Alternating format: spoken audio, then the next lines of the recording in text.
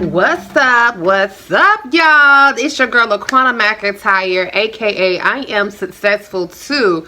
You're tuned into the road to success. We talk about quite a few different things: entrepreneurship, mindset, personal growth. Now we're talking about relationships. You feel me? So come on in, y'all. I am so excited to be back with another video today, y'all. Like, this week actually has been a rough week, y'all. I'm not gonna hold you, okay? It's been hard to show up on YouTube, but I am so excited and proud of myself because I am still showing up no matter what, y'all. Because yes, there's a difference between real life and virtual or social media, whatever, guys. So anyways, let's get into today's topic, y'all. So, because there's a lot of people that tends to gravitate to and are very interested in me being 38 and single, and because there are so many other women out there who are also 38 and single or older or whatnot and don't have kids, I said, you know what, like, I love this. Like, let's talk more about that. Like, let's start diving more into what is in the mindset of us, because there's still some folks out here who don't understand, which I think is weird in itself. But to each his own.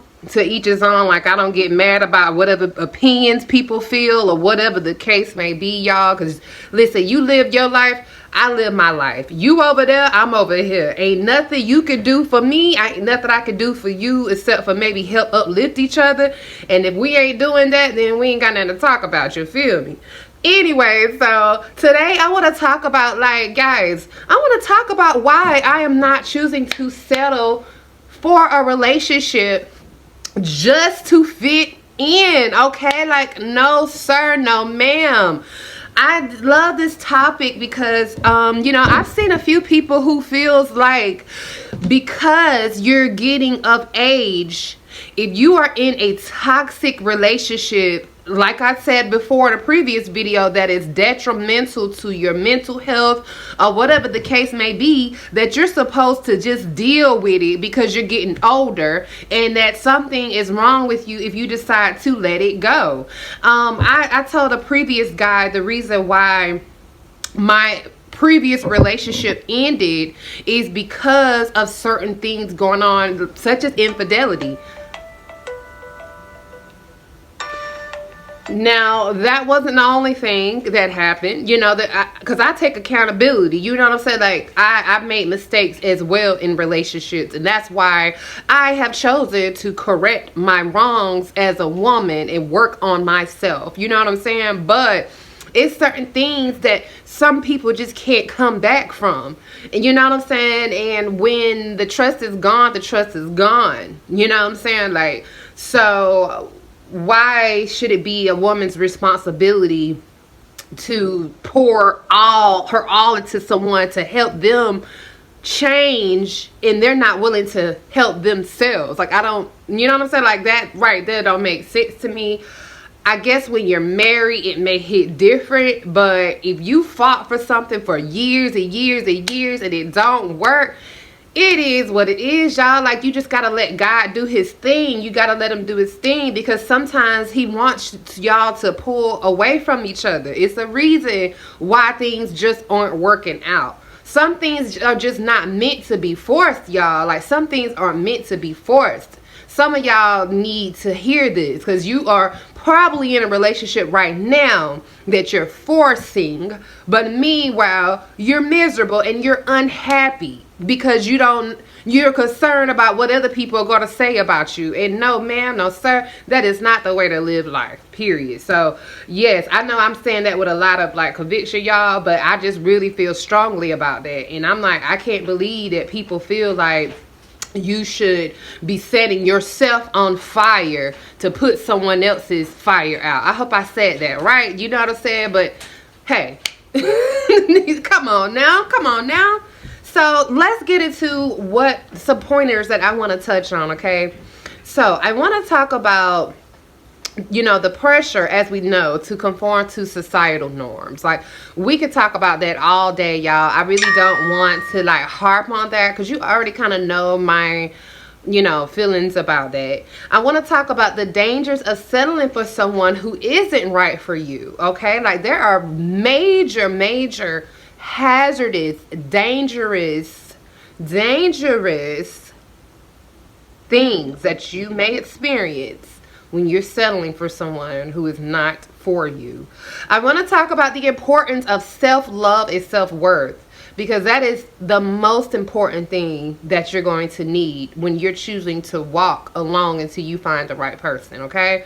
And let's talk about the benefits of waiting for a genuine connection, okay? Let's go, okay? So those are just some things that I want to touch on today. So I do want to say this, y'all. So, and look, y'all don't got into the game of like making some notes, because again, I just be wanting to make sure like I don't miss certain things, because these videos really are sensitive to me to an extent, and it's really personal because there are so many women out here who are experiencing being talked down on, or because of their decision to wait, you know what I'm saying? And I personally, like I told you, in the real world have never ever felt like I was doing something wrong until social media became a thing, So let's just talk about this, okay? So yeah, guys, I'm going to tell you this. First and foremost, being single at 38, it can feel daunting. I'm not going to hold you, like, especially when it feels like everyone around you is coupled up or in a relationship. Because when you get in your late 30s and 40s, that's typically the age frame where people have had kids, maybe 3 to 4 kids. They are married. They've been married for probably about 10 years now, because the average person gets married in their early 30s or so. Or there may be some people who done been through a couple of divorces and they on a new boyfriend. They on to the next, you know what I'm saying? But you are still in a position almost like you were in high school. You know what I'm saying? Where, hey, in high school I didn't have any kids, you know what I'm saying? I wasn't married. I had boyfriends, but I wasn't married. Here I am decades later. That's still my situation.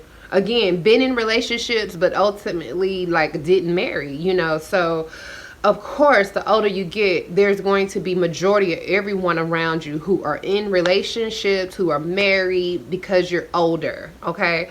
And it does sometimes feels like dang, I'm the third wheel, or I'm the outlier out of the bunch. But I don't know, I never just really sat in that feeling, you know what I'm saying? I never sat in that feeling because I'm realistic.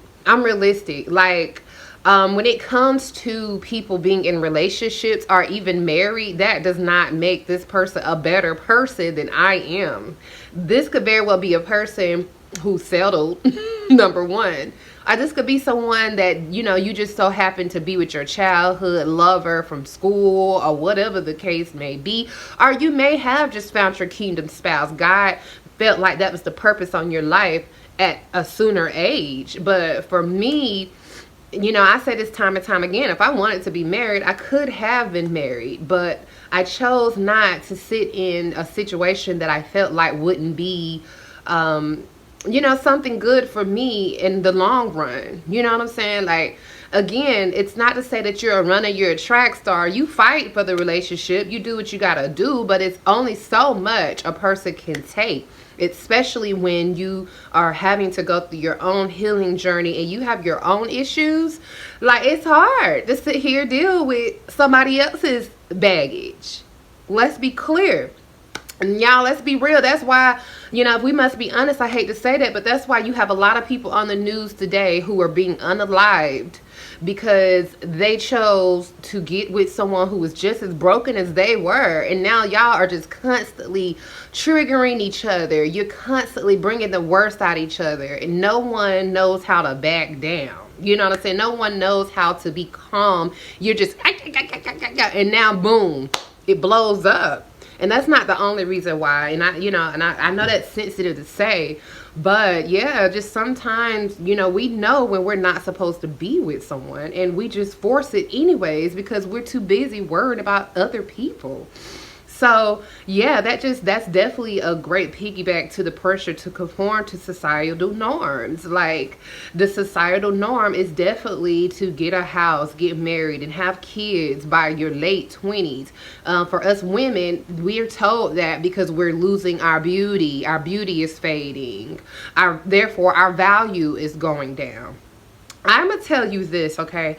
If you are a believer of the Most High, if you're a believer of God, you do not care about the worldly views of what they're saying about your beauty fading, okay? Now, as a woman, yes, okay, we're vain to an extent. So yes, we want to look good and we want to look young as possible for the rest of our lives. But again, whenever you're close to God and you believe in God and He's giving you a promise, you're not sitting here running around worried about, oh my God, I better hurry up and get a man before I turn 40 because I don't look as young as I used to look and ain't no man gonna want me. That is not true. That is not true. Because honestly, there are some men who prefer for a woman that's their age, a woman that's mature, a woman that has wisdom, who's been through some things, okay? So I don't want people to be feeling like just because you're in your late 30s or 40s, you have to compete with the women who are in their 20s, because the society will try to make you feel like that's something that you had to do, and you absolutely don't, because not every mature man wants a girl that they have to literally almost raise, you know what I'm saying? Because we know that she doesn't have the same experiences you have. Therefore, yes, there's going to be certain things he's going to go through with that 20-year-old that he like, dang, I don't feel like going through this. The mindset difference, you know what I'm saying? Like, it's just a lot of kinks there. You know what I'm saying? So whenever you hear people constantly pressuring you about your beauty fading or whatever the case may be, again, that's the worldly view of things. Okay, if you're a believer of the Most High, that is nothing that's going to affect you. And I think that's why I'm not affected. Like, I'm a believer.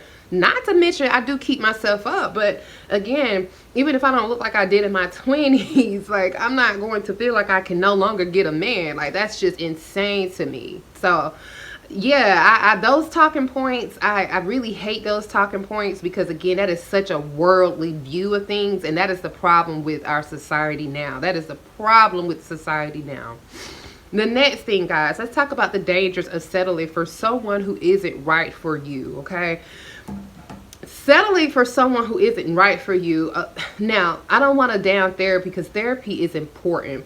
But for a lot of you, you are literally in therapy just because you're with someone that God had already told you a long time ago you wasn't supposed to be with. And you could go to as much therapy as you want. That is not going to change the fact that this is just not the person for you. You guys are incompatible. You don't have the same moral beliefs, the same moral standards.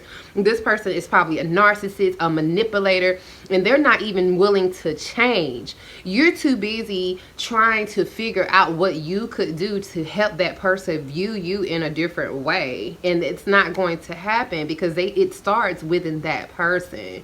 And if they are unable to see what it is they're not doing right, then nothing is going to change. You're going to continuously conform to what they want you to be, and therefore that causes your mental health to plummet. Let's just be clear, okay? Like, whenever you're in a situation that you're not supposed to be in, and you're trying to fight for that situation, and that person isn't doing anything to fight for it on their end, you conform to what it is they want you to be, which 9 times out of 10 is totally opposite of who you are.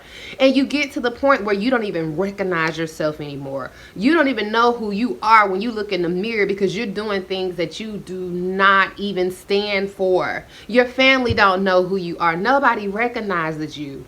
And again, your mental health has now plummeted, because it doesn't make you look better in that person's eyes. It makes you now look at, he or she's going to look at you now like, oh, I really got you now. They look at you from a stance of weakness.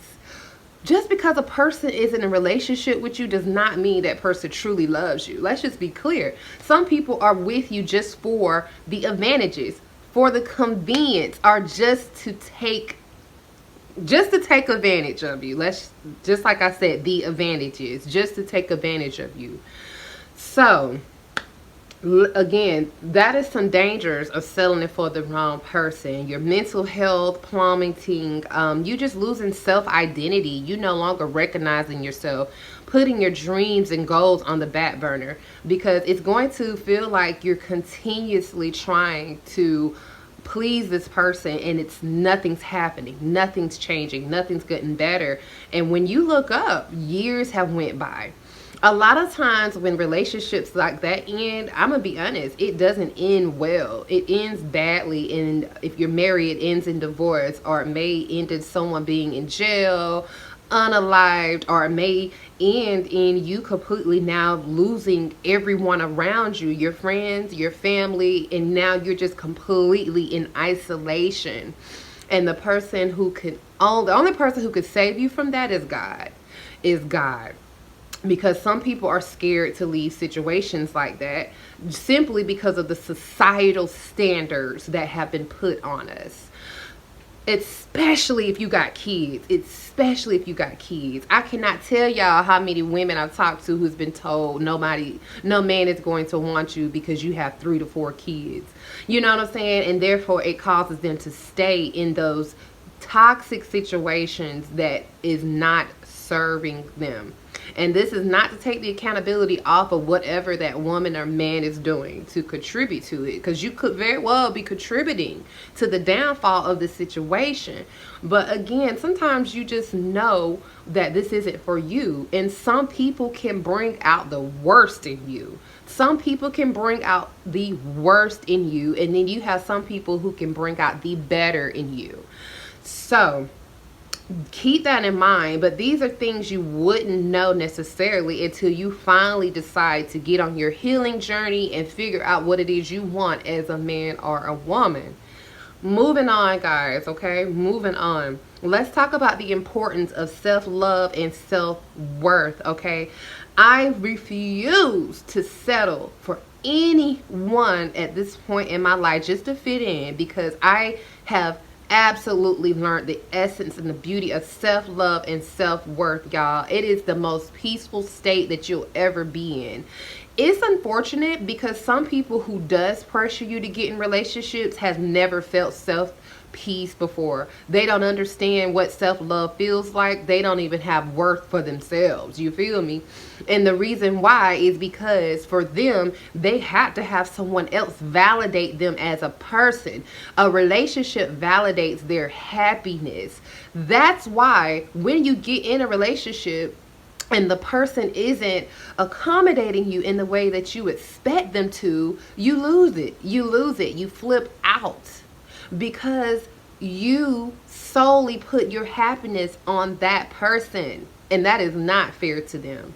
Versus if you know how to make yourself happy outside of relationship and you love yourself so much and you know what you bring to the table, it's going to take so much for you to get with someone, because it's like I done too much work on myself just to end up with somebody who is unhealed and traumatized. Okay, period. And it's almost like whenever you meet someone, you could tell if they're looking to you to fulfill their happiness. And it's like whenever you meet a person like that, it's scary because they are very clingy and possessive. And that is dangerous. That is very, very dangerous. Okay? So yeah, self-love and self-worth is very, very important. If you are in your single season and you don't know what that feels or look like, I would recommend to definitely put a focus on that. Put a focus on that, because it puts you in different rooms. It gets you in different rooms. You meet new people. You know what I'm saying? It gives you a certain new level of confidence. And not to mention, you're going to attract better whenever you carry yourself with self-love and self-worth. You attract a whole lot better. I can't stress this enough. Broken people attract broken people. It is what it is. Because what happens is when you meet someone, right, and y'all exchange numbers, you start talking on the phone, you instantly start talking about what went wrong in your life, your exes or whatever. Now y'all are relating, but you're trauma bonding, and you're thinking that that means we have a lot in common, and it don't. But because you're not aware of the fact that you're trauma bonding, now you stick it out. You're like, oh, we have so much in common. He got a divorce. I got a divorce. Oh, I think this is just going to be great. We understand each other. No, not really. Y'all just, again, y'all just releasing your pain on each other. You know what I'm saying? And maybe this person's helping you get through the pain. But once that pain subsides and you look up, you be like, hold up. I don't even like that person like that. Like, what? We ain't the same.